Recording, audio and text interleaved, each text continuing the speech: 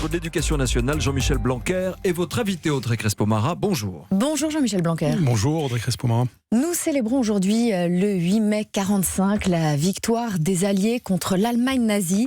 Un Français sur 10 dit n'avoir jamais entendu parler de la Shoah. Enquête IFOP, 10% et même 20% des jeunes ne savent pas ce qu'est la Shoah. N'est-ce pas avant tout l'échec de l'éducation nationale ? On doit faire des progrès pour qu'évidemment ce chiffre tombe à zéro, c'est évident. C'est un chiffre qui d'ailleurs est parfois pire malheureusement dans d'autres pays de l'Union européenne. Nous faisons tout un travail sur l'enseignement de la Shoah, travail donc qui va assez en profondeur. Je vais d'ailleurs assez souvent sur le terrain pour voir ce qui se passe dans les classes et je peux vous dire que pour les 80% restants, ils l'apprennent bien. Donc on a ce problème avec, disons, pour 20% des jeunes. Il faut maintenant que l'on aille plus loin. On a tout un travail avec la Fondation de la Shoah par exemple, qui va nous permettre d'avoir encore plus de force.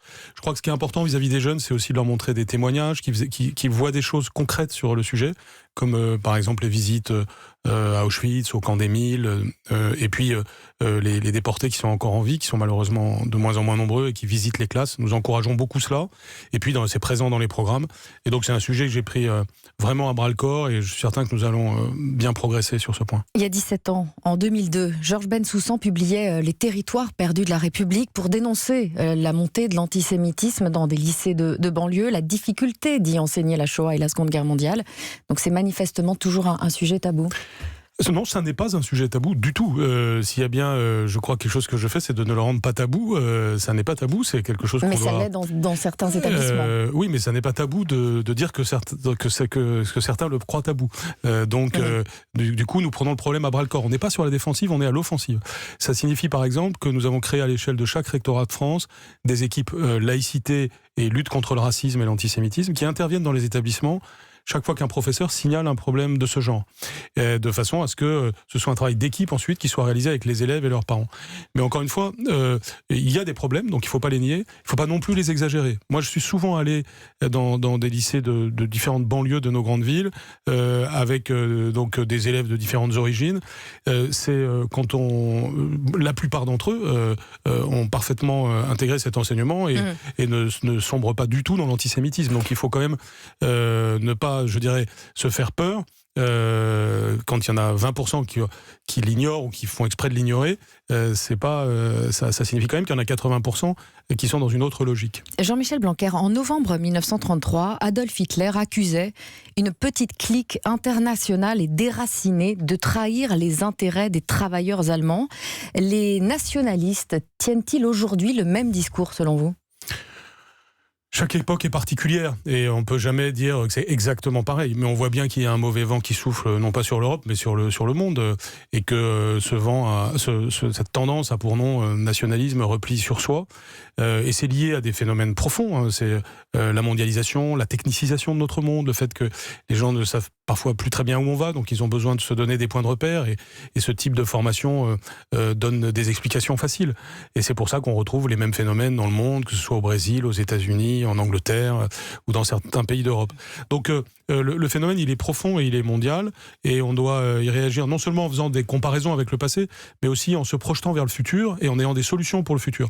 Je crois que c'est ce qui caractérise la liste que l'on présente aux élections européennes, c'est qu'elle ne se contente pas simplement de dire attention à ces nationalistes qui nous ramènent aux années 30, mais elle parle aussi des années 2030 et de ce que l'on doit faire pour avoir tout simplement un monde meilleur, prendre le meilleur des caractéristiques du monde qui vient, et nous protéger aussi contre toute une série de problèmes, comme les problèmes écologiques ou d'autres problèmes graves et de nature mondiale qui nécessitent l'échelle européenne pour être résolus. En novembre dernier, le président a dit « L'Europe risque de se démembrer à cause de la lèpre nationaliste ». Vous diriez que Marine Le Pen cherche à démembrer l'Europe ? Écoutez, certainement. Je pense que c'est explicitement dans son programme que d'en finir avec l'Europe d'une certaine façon, même s'ils ont mis un petit peu d'eau dans leur vin dans cette campagne, ce qui fait d'ailleurs que moi je ne sais pas très bien quel est ce programme, où on dit qu'on changer l'Europe de l'intérieur. Donc, mais finalement, ça m'intéresse pas tellement de commenter le programme des autres, parce que, en l'occurrence, justement, je le comprends pas très bien, je le trouve assez illisible. Et en tout cas, je comprends que c'est contre l'Europe et que c'est toujours l'Europe mais. Moi, je dis l'Europe oui. J'aime mon pays très profondément et ça, on ne doit pas laisser ça aux nationalistes. Nous avons un amour de la France qui est profond et c'est précisément parce que nous aimons la France que nous voulons aussi une Europe forte, parce qu'on en a besoin dans le monde tel qu'il est. Vous savez, on parle de beaucoup de sujets parfois un peu secondaires, alors même que nous sommes à une période historique où beaucoup de choses changent, où on a la montée de la Chine, la montée de la rivalité des États-Unis et de la Chine, des puissances comme la Turquie par exemple, qui représente certains dangers, etc. Et au moment où arrivent ces phénomènes géopolitiques très graves, parfois nous regardons ailleurs. Nous ne nous en sortirons que si nous avons une Europe très forte, et avec une France forte évidemment dans cette Europe forte, et nous en avons besoin sous tous les angles, que ce soit pour la maîtrise des flux migratoires, que ce soit pour les enjeux de défense même, et bien entendu même certains enjeux économiques et sociaux. Jean-Michel Blanquer, les enseignants referont grève demain contre la réforme de la fonction publique. Ils ont déjà fait grève en mars, grève en avril. L'éducation nationale doit-elle sortir de la gréviculture, comme le disait votre numéro 2, Gabriel Attal, à propos de la SNCF ? L'arbre ne doit pas cacher la forêt. Nous avons eu les plus faibles taux de grévistes de l'histoire de l'éducation nationale au cours des 2 dernières années. C'était particulièrement vrai en 2017-2018, mais ça reste vrai en 2018-2019. Donc vous ne redouterez pas la grève de demain ? Non, c'est une grève de la fonction publique. Elle aura une certaine importance. Je pense qu'on peut s'attendre à un taux d'environ 15% dans le premier degré, qui sera le taux le plus élevé. Ce sera moins fort dans le second degré.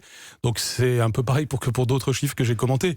On peut effectivement regarder de près les 15%, mais n'oublions pas ceux qui ne font pas grève, n'oublions pas ceux qui tout simplement ne sont pas dans ce que vous avez dit. Alors les stylos rouges sont des profs en colère organisés à la manière des Gilets jaunes. Lundi, certains d'entre eux ont été reçus au ministère et ils affirment que votre directeur de cabinet leur a promis que les enseignants seraient bientôt augmentés. Est-ce que vous confirmez ? Et si vous confirmez, de combien ? Qui sera concerné et quand ? Alors, c'est pas mon directeur de cabinet qui le dit, c'est le président de la République. Il le dit dans sa conférence de presse et il faut votre directeur bien de cabinet noter, le confirme. Donc. Le directeur de cabinet le confirme. Je peux le confirmer aussi. Le président a été très clair dans sa conférence de presse et je crois que chacun doit noter qu'il a mis l'éducation au centre de sa conférence de presse. Et j'en étais évidemment très heureux. Qui et quand ? Et à un moment donné, il a bien expliqué. D'ailleurs, il l'a relié au sujet de la réforme des retraites, parce que si nous avons une réforme de retraite bien préparée par Jean-Paul Delevoye, qui va nous amener donc à regarder un peu les enjeux d'équité, par exemple au sein de la fonction publique entre les différents corps, et si nous voulons qu'il y ait équité au moment de cette future retraite, il faut qu'on ait réussi dans l'intervalle à monter le pouvoir d'achat des professeurs. C'est le raisonnement mené par le président, et bien ça va nous amener, d'ailleurs en lien avec Jean-Paul Delevoye, au cours des prochains mois, dans les discussions avec les organisations syndicales, à programmer l'évolution du pouvoir d'achat des professeurs. Par définition, il faut de la discussion, que ce soit au sein de l'État ou avec les organisations syndicales, mais ça va avoir lieu. Je rappelle que c'est un sujet que j'ai tout de suite pointé dès que je suis arrivé. Il y a un sujet, je l'ai toujours dit, j'ai dit aussi qu'il se posait en des termes différents selon les catégories de personnel que l'on regarde, et donc c'est un travail à la fois très technique et très budgétaire, et nous allons évidemment l'approfondir, sachant qu'on ne part pas de zéro, parce qu'on a déjà fait quelques avancées ces derniers mois. Est-ce que ça vous paraîtrait excessif de garantir à tous les profs un salaire minimum de 2 000 €? Je trouve que c'est un bel objectif. Je pense que c'est typiquement le genre d'objectif que je souhaite me fixer. Je ne peux pas être plus précis à ce stade, ce serait absurde de mettre la charrue avant les bœufs. Jean-Michel Blanquer, vous avez décidé de fermer une école musulmane à Échirolles, près de Lyon, en affirmant qu'elle dispense un enseignement d'inspiration salafiste.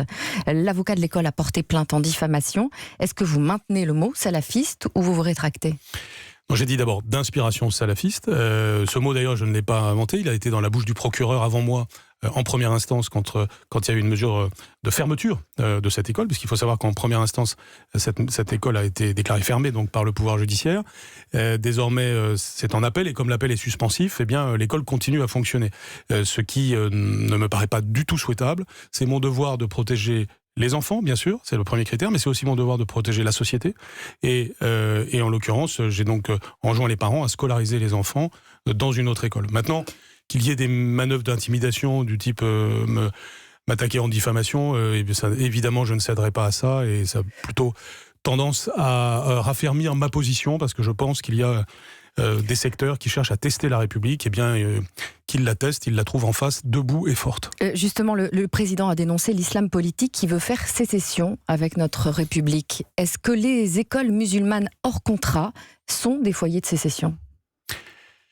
Ça peut être le cas, bien sûr. Pas toujours. Il faut regarder au cas par cas. On ne doit pas avoir une vision aveugle. Je ne mets pas un signe égal entre musulmans et islamisme radical. Au contraire, il faut au contraire, dans notre société, encourager tous ceux qui veulent vivre leur foi de manière normale et dans le respect des valeurs de la République. Donc on ne doit surtout pas dire que tous sont à mettre dans le même panier. Par contre, il faut avoir une vigilance. Il ne faut pas faire semblant de ne pas voir le danger que peuvent représenter certaines dérives. Et donc, au cas par cas, les équipes de l'Éducation nationale regardent ce qu'il en est. Nous avons voté une loi l'année dernière pour nous permettre d'empêcher les ouvertures. Donc nous avons pu beaucoup plus empêcher d'ouverture que ça n'avait été le cas dans le passé. Et maintenant, nous faisons aussi des fermetures. Et les fermetures, évidemment, requièrent un certain nombre de critères juridiques. Et donc, au cas par cas, nous procédons à des fermetures. Je le fais à la fois en toute sérénité, en toute justice, mais en toute lucidité. Combien de fermetures ?